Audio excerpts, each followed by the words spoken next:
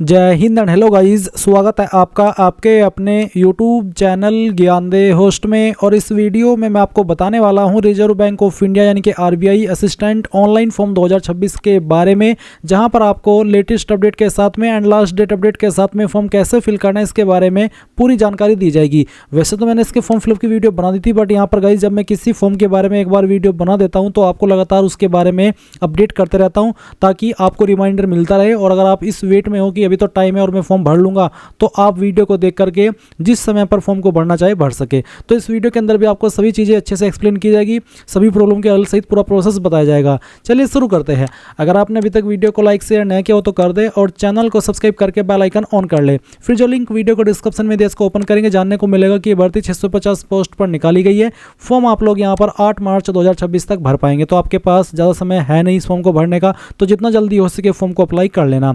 फिर गाइज यहाँ पर इसमें फीस की अगर बात करें तो जनरल ओबीसी डब्ल्यूएस के लिए 450 और एससी एसटी के लिए 50 रुपये फीस है। इसमें एनी ग्रेजुएट कैंडिडेट अप्लाई कर सकते हैं।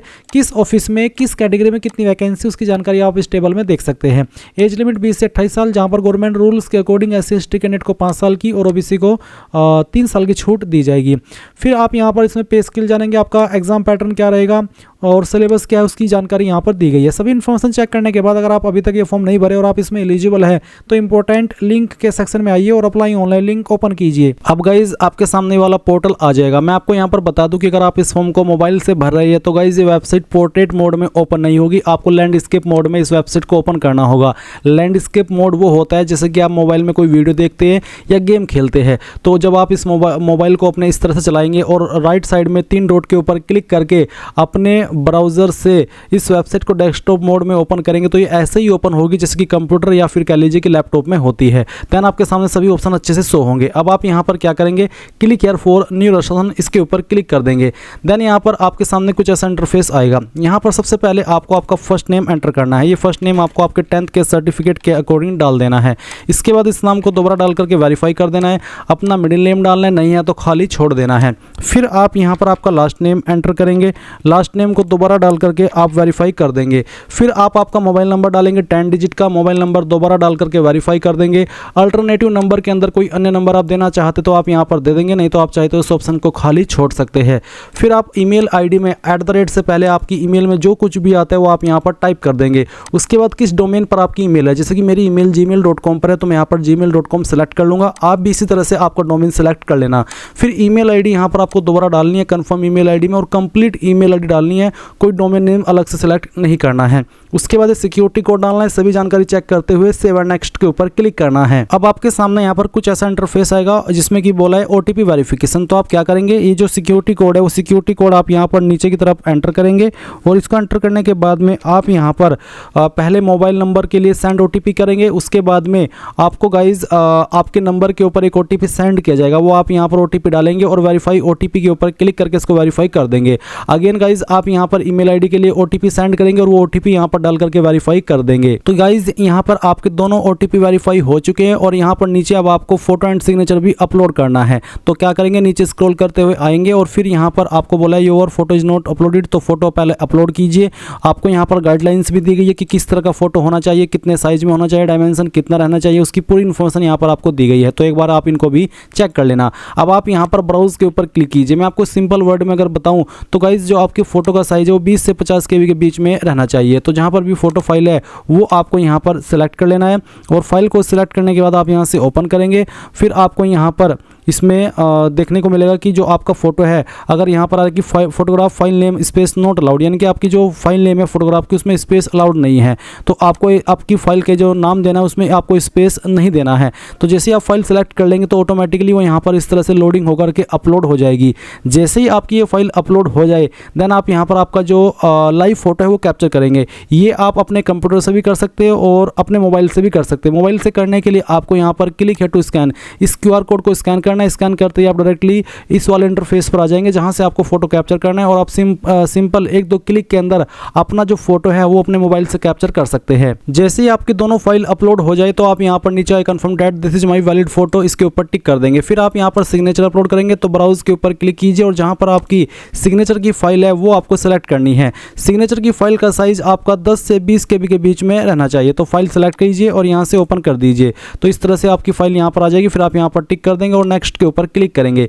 इसके बाद गाइज आपको बेसिक डिटेल देनी है। तो सबसे पहले आपकी जो कास्ट कैटेगरी है वो आप सेलेक्ट कर लेंगे। OBC है, SC ST जो भी है वो आपको यहाँ पर सेलेक्ट कर लेनी है। वैसे तो मैं OBC में आता हूँ बट मैं फॉर्म डेमो के लिए भर रहा हूँ और मैं चाहता हूँ कि कम फीस के अंदर ही पूरा प्रोसेस आपको दिखा पाऊँ, इसलिए मैं ST सेलेक्ट कर रहा हूँ ताकि मुझे कम फीस पे करनी पड़े। इसके बाद यहाँ पर आता है कि क्या आप विकलांग और आपकी विकलांगता 40% या उससे ज़्यादा है। अगर हाँ तो यस, नहीं तो आप इस ऑप्शन में नो कर देंगे। उसके बाद अगर आप नो कर रहे हैं या विकलांग नहीं है तो आपके सामने ऑप्शन एक्टिव नहीं होंगे क्योंकि ये उन्हीं के लिए सवाल है जो कि विकलांग है। उसके बाद एक और सवाल है जो कि विकलांगता से जुड़ा हुआ है और ये सभी कैंडिडेट को आंसर करना है, जिसमें कि are you a person with specified disabilities covered under the definition of section 2S of the RPWD act 2016। Basically है कि क्या आप लिखने में असमर्थ और आपको उसके लिए स्क्राइब चाहिए। अगर हाँ तो यस, स्क्राइब होता है कि आपके बिहाफ पर कोई एक और बंदा आपका एग्जाम लिखे, तो आप यहाँ पर इसमें अगर है तो यस कर दे और अगर आप बिल्कुल ठीक ठाक है ऊपर वाले की दया से तो नो कर दीजिए।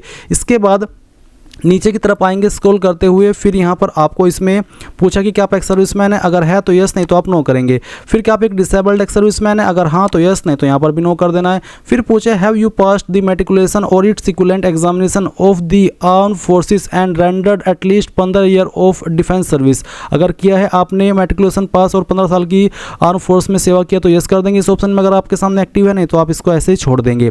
फिर पूछा कि क्या आप एक डिपेंडेंट है डिफेंस पर्सनल किल्ड जो इन एक्शन और सेवरली डिसेबल्ड, यानी कि जो डिफेंस पर्सनल होते हैं, अगर आप डिफेंस में जॉब करते हुए आप उनके डिपेंडेंट हैं, यानी कि आपके माता पिता डिफेंस में जॉब करते थे और वो या तो उनको चोट लग गई थी या फिर वो शहीद हो गए थे, तो आप यहाँ पर इसमें यस करेंगे। अगर नहीं तो आप नो कर देंगे।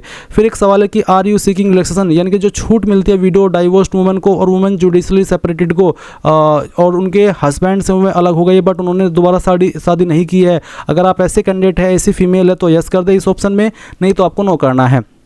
फिर पूछा कि क्या आप करंट स्टाफ है RBI के, अगर हाँ तो यस, नहीं तो यहाँ पर भी नो करना होगा।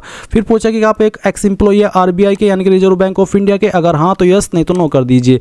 नेशनलिटी के अंदर आप यहाँ पर इंडियन सेलेक्ट कर लेंगे। फिर कंसेंट टू आधार वेरिफिकेशन, क्या आप आधार वेरिफिकेशन के लिए अपना कंसेंट देना चाहते हैं, अगर हाँ तो यस। उसके बाद में आप आधार कार्ड का नंबर डालेंगे, पैन कार्ड का नंबर यहाँ पर डाल देंगे। फिर पूछा है कि select the office you are applying for, किस ऑफिस के लिए आप अप्लाई कर रहे हैं वो ऑफिस आपको यहाँ पर सेलेक्ट कर लेना है जिसमें भी आपको अप्लाई करना है।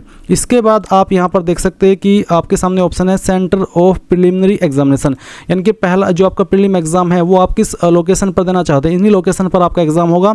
तो इनमें से जिस पर भी आप प्रेफरेंस देना चाहते हैं पहली वो आप सिलेक्ट कर ले। सेकंड प्रेफरेंस आपको किस सिटी को देनी है वो भी आप यहाँ पर सेलेक्ट कर ले। फिर थर्ड प्रेफरेंस किसको देनी है वो आपको यहाँ पर सेलेक्ट कर लेना है। उसके बाद में आपको यहाँ पर फोर्थ प्रेफरेंस किसको देनी है वो भी आप यहाँ पर सेलेक्ट कर लीजिए। एंड इसके बाद यहाँ पर जो आपका मेन एग्जाम होगा उसकी पहली प्रेफरेंस आप किस सिटी को देना चाहते हैं वो आप सेलेक्ट कीजिए और सेकंड प्रेफरेंस किसको देनी है वो भी आप सेलेक्ट कर लीजिए। इसके बाद गाइज आप यहाँ पर देखेंगे नीचे are you proficient in the language, जैसे कि know to read write speak and understand the language of the state any of the state falling under the recruiting office, यानी कि आप जिस भी स्टेट के अंदर अप्लाई करें उस स्टेट की जो लोकल लैंग्वेज है वो आपको लिखनी पढ़नी समझनी बोलनी आती है, अगर हाँ तो यस, नहीं तो नो करेंगे। उसके बाद में जैसे कि यहाँ पर लैंग्वेज ऑफ LPT जहाँ से मैं अप्लाई कर रहा हूँ उसकी लोकल लैंग्वेज हिंदी है तो मैं यहाँ पर इसको हिंदी सेलेक्ट कर लेता हूँ। लैंग्वेज प्रोफिशिएंसी टेस्ट मतलब होता है LPT का। फिर रिलीजन आपका क्या है, रिलीजन आप यहाँ पर सेलेक्ट कर लेंगे। पर्सनल डिटेल आती है अब आपकी, अब आपको पहले डे सेलेक्ट कर लेना है अपना बर्थ का और फिर आपका मंथ और उसके बाद में जो भी ईयर है वो भी आप सेलेक्ट कर लेंगे। उसके बाद गाइज आपसे पूछा है आपका जेंडर, देन यहाँ पर पूछा कि आप जुड़वा भाई बहन हो, अगर हाँ तो यस, नहीं तो आपको नो करना है। फिर उसके बाद मैरिटल स्टेटस बताएंगे, अनमैरिड मैरिड जो भी है वो आप यहाँ पर सेलेक्ट कर लेंगे। फादर नेम डालेंगे, मदर नेम यहाँ पर डाल देंगे। एड्रेस फॉर कॉरेस्पॉन्डेंस में जो भी आपका प्रेजेंट एड्रेस है वो आप यहाँ पर एड्रेस लाइन 1, 2, 3 थोड़ा थोड़ा पार्ट आपके एड्रेस का तीनों लाइन के अंदर डाल देंगे।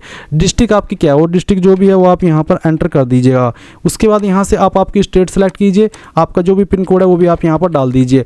अब अगर आपका प्रेजेंट एड्रेस और परमानेंट एड्रेस सेम है तो आप इस बॉक्स को टिक कर दे, अगर अलग है तो अनटिक करके अलग से अपना परमानेंट एड्रेस फिल कर दे।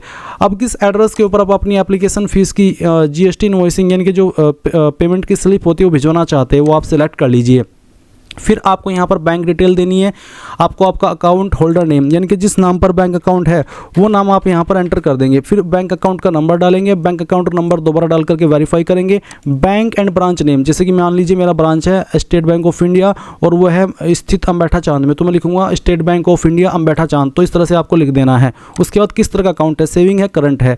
फिर IFSC कोड, ये आपको आपके बैंक की पासबुक के ऊपर मिल सकता है, मिलेगा 100%, और आपका जो चेकबुक है उसके ऊपर भी मिल जाएगा। साथ ही साथ आप इसको ऑनलाइन वे में भी निकाल सकते हैं, गूगल के अंदर सर्च करके अपनी बैंक का नाम और ब्रांच का नाम, और फिर आपको ऑनलाइन वे में आपका IFSC कोड मिल जाएगा, तो वो आप यहाँ पर डाल दीजिएगा। अब आप सभी जानकारी चेक करते हुए नीचे सेव एंड नेक्स्ट के ऊपर क्लिक करेंगे। अब आपके सामने यहाँ पर क्वालिफिकेशन की जानकारी आ चुकी है। तो गाइज इसमें अप्लाई करने के लिए जो मेन क्वालिफिकेशन है वो चाहिए ग्रेजुएशन। तो आप यहाँ पर बताइए कि आपके पास ग्रेजुएशन में इनमें से कौन सा कोर्स है, BA, BCom, BSc agriculture management. अगर इनमें है तो यहाँ से सेलेक्ट कर ले, नहीं तो अदर्स के ऊपर क्लिक करके खुद से अपनी डिग्री का नाम यहाँ पर मेंशन कर दे। बट अगर इन्हीं में है तो आप यहीं से सेलेक्ट कर लेना। फिर डेट ऑफ पासिंग क्या है वो आप यहाँ पर इस तरह से सेलेक्ट कर लेंगे, जैसे कि मैं आपको सेलेक्ट करके दिखा रहा हूँ। फिर परसेंटेज ऑफ मार्क्स, तो अगर आपके नंबर CGPA के अंदर है तो आप उनको परसेंटेज में कन्वर्ट करके यहाँ पर फिल कर देंगे। नेम ऑफ यूनिवर्सिटी इंस्टीट्यूट, तो कहाँ से आपने आपकी जो ग्रेजुएशन है वो की है उसका नाम आपको यहाँ पर एंटर कर देना है, या तो आपकी इंस्टीट्यूट का नाम या फिर आपकी यूनिवर्सिटी का नाम। क्लास ग्रेड आपकी क्या वो आप सेलेक्ट कर ले। जिनके 60+ परसेंटेज रहते हैं वो फर्स्ट क्लास में आते हैं, जिनके 45 से लेकर के 59 के बीच में होते हैं वो सेकंड, और जिनके उससे कम होते हैं वो पास क्लास में आते हैं। अब अगर आपने पोस्ट ग्रेजुएशन की है, कोई प्रोफेशनल क्वालिफिकेशन किया, तो उसकी जानकारी भी आप सेम वे में भर सकते हैं, नहीं तो आप इसको खाली छोड़ दीजिए। अब आपसे पूछा do you have knowledge of word processing in on PC, यानी कि जो वर्ड प्रोसेसिंग होता है वो क्या आपको नॉलेज है उसकी PC पर, कंप्यूटर पर। अगर हाँ तो यस करने पर आपको डिटेल्स ऑफ कंप्यूटर नॉलेज, तो MS वर्ड, MS एक्सेल, क्या क्या आपको कंप्यूटर में आता है वो आपको यहाँ पर लिख देना है। जो भी आता है वो आप यहाँ पर लिख दीजिएगा, या फिर लिख सकते हैं कंप्यूटर बेसिक नॉलेज। उसके बाद यहाँ पर एक्सपीरियंस का सेक्शन है, अगर आपके पास कोई एक्सपीरियंस है तो आप उसकी जानकारी भर देंगे, नहीं तो आप इसको खाली छोड़ दीजिए। लैंग्वेज नोन, कौन कौन सी लैंग्वेज आती है, जैसे कि मैं हिंदी यहाँ पर लिख रहा हूँ, हिंदी मुझे पढ़नी आती है, लिखनी आती है और बोलनी आती है। उसके बाद जो आपको सेकंड लैंग्वेज आती है वो आप यहाँ पर लिख देंगे, जैसे कि पढ़नी आती है और लिखनी आती है। अगर आपको अच्छे से बोलनी आती है तो ही उसको ऑन करिएगा, नहीं तो उसको ऑन मत करना। कोई तीसरी लैंग्वेज भी आती है वो भी आप यहाँ पर लिख करके उसका स्टेटस भी बता दीजिएगा। फिर आप सेव एंड नेक्स्ट के ऊपर क्लिक करेंगे। अब आपके सामने आपके फॉर्म का प्रीव्यू आ चुका है। जो भी जानकारी शुरू से लेकर अभी तक भरी है सभी जानकारी आप यहाँ पर चेक कर सकते हैं एक एक डिटेल को, क्योंकि बाद में एडिट का मौका नहीं मिलेगा। जब आप पूरी तरीके से श्योर हो जाए तो आप नीचे की तरफ आएंगे, यहाँ पर टिक करेंगे, कंप्लीट राशन के ऊपर क्लिक करके यहाँ से ओके कर देंगे, एक बार फिर से ओके करेंगे। अब आपको यहाँ पर आपका लेफ्ट थंब इंप्रेशन यानी कि बाएं अंगूठे का निशान अपलोड करना है, और हैंड रिटन डिक्लेरेशन भी अपलोड करना है। बाएं अंगूठे का निशान आप यहाँ पर चूज फाइल के ऊपर क्लिक करके जहाँ पर भी आपके थंब इंप्रेशन की फाइल है वो आपको यहाँ पर सिलेक्ट कर लेनी है। चलिए मैं यहाँ पर आपको एक फाइल अपलोड करके दिखाता हूँ। इस फाइल को मैं यहाँ पर सिलेक्ट कर लेता हूँ और फिर इसको हम ओपन करते हैं। आपकी फाइल यहाँ पर इस तरह से आएगी, आप इसको ओके कर देना। अब हैंड डिक्लेरेशन में आपको क्या लिखना है वो जान ले। जो लिंक मैंने वीडियो को डिस्क्रिप्शन में दिया हुआ ये वाला हमारी वेबसाइट का, आप इसको जब ओपन करेंगे तो नीचे की तरफ आएंगे और आपको यहाँ पर एक इसमें हेडिंग मिलेगी, ये देख लीजिए, हैंड रिटन डिक्लेरेशन के नाम से। ये जो लाइन है ये लाइन आपको कोरे कागज़ के ऊपर लिखनी है। यहाँ पर नेम ऑफ द कैंडिडेट की जगह पर आपका अपना नाम लिखना है जो आपने फॉर्म के अंदर भरा है, और बाकी लाइन ऐसे लिखनी है जो यहाँ पर लिखी गई है, और इसको फिर फाइल को स्कैन करके आप यहाँ पर अपलोड करेंगे। इसका साइज 100 KB से कम रहना चाहिए, 100 से ज़्यादा होगा तो वो अपलोड नहीं हो पाएगा। तो फाइल सेलेक्ट कीजिए, उसके बाद इसको ओपन कीजिए, हैंड रिटन आएगा, इस तरह से ओके कर देना। फिर यहाँ पर पूछा है कि I agree to connect to DigiLocker to fetch my detail, जैसे कि name, DOB, mobile number, gender, Aadhaar number, SSC, graduation detail. अगर आप अग्री है डिजिलॉकर से अपनी इन सभी डिटेल्स को फैच कराने के लिए डिजिलॉकर से, तो यस करके यहाँ पर आपको डिजिलॉकर की वेबसाइट के ऊपर ट्रांसफर किया जाएगा और आप वहाँ पर लॉगिन होकर के अपनी डिटेल्स को अलाउ करेंगे और फिर इसी इंटरफेस पर आकर के आगे बढ़ेंगे पेमेंट के लिए। बट अगर आप नहीं अग्री करते तो अब इसमें भी कोई इशू नहीं है, आप इसमें नो कर दीजिए। नो करने के बाद में ये जो कैप्चा कोड है वो आप यहाँ पर एंटर कीजिए, और इसको एंटर करने के बाद में सेव एंड नेक्स्ट के ऊपर क्लिक करके यहाँ से ओके कर दीजिए। आपके सामने पेमेंट का पेज आएगा, तो ये कैप्चा कोड आपको यहाँ पर अगेन डालना है, और इसको डालने के बाद में आप यहाँ पर सबमिट के ऊपर क्लिक करेंगे और यहाँ से ओके कर देंगे। अब आपको पेमेंट के पेज पर ट्रांसफ़र कर दिया है। आप आपकी फ़ीस इनमें से किसी भी माध्यम का इस्तेमाल करके जमा कर सकते हैं। जैसे ही आप फीस जमा कर देंगे तो इसी वेबसाइट पर रिडायरेक्ट किया जाएगा जहाँ से आपने फॉर्म फिल करना स्टार्ट किया था, और अपने फॉर्म का आप फाइनल प्रिंट आउट ले पाएंगे। इस तरह से आप लोग RBI असिस्टेंट ऑनलाइन फॉर्म 2026 भर पाएंगे। आई होप ये प्रोसेस आपको पसंद आया होगा। So thanks for watching. जय हिंद।